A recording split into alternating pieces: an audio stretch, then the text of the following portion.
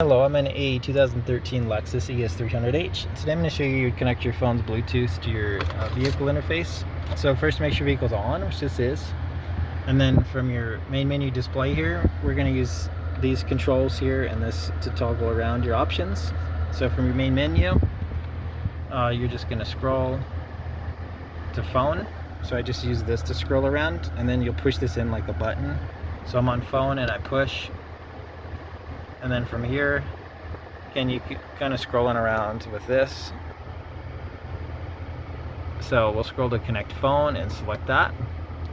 And then there's a max number of phones you can have stored, so you might need to delete one first. So let's say we want to delete this. So I'm select that. It's trying to auto connect to it. So we'll go out of that. Let's see, we'll try to add new. So select that. So it says there's a max number of 5. So I need to confirm that I want to remove one of those. So yes. So now it'll let us remove that phone right there. So I selected that. Remove. Are you sure I want to? Yes. And I'm also doing it all with this. Now do I want to add a new device? So now it's in the pairing mode. So from your device, make sure you've got Bluetooth on, which is that symbol. And then usually if you press and hold, it might take you to like a pairing menu. So pair new device. And then from here, up here it says we're looking for car multimedia. So this might take a few minutes, sometimes takes a few tries of restarting your phone or the car, but usually the first try will work. Then we just wait.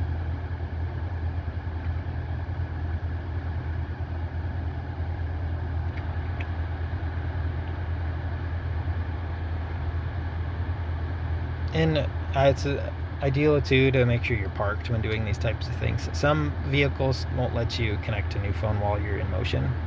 So now we're pairing, and now it's showing this random security code number that is the same. So we're going to pair, and now it says we're connected. And now it's asking you want to link your messages, all those sorts of things, which you can do. You could also, make it so this is your favorite phone, so it'll try to auto connect to that phone every time you use this vehicle. But now that we're connected, we should be able to take calls, listen to music, things like that. And if you're in a newer model, you might also be able to link maps and other features like that as well, especially if you got like Android Auto or Apple CarPlay. But with that little joystick, we'll go up to the back, and we can see we're connected now up top with this Bluetooth. And make sure your volume's on as well if you're having issues with it playing music. But I hope this was helpful. Hope you have a wonderful day.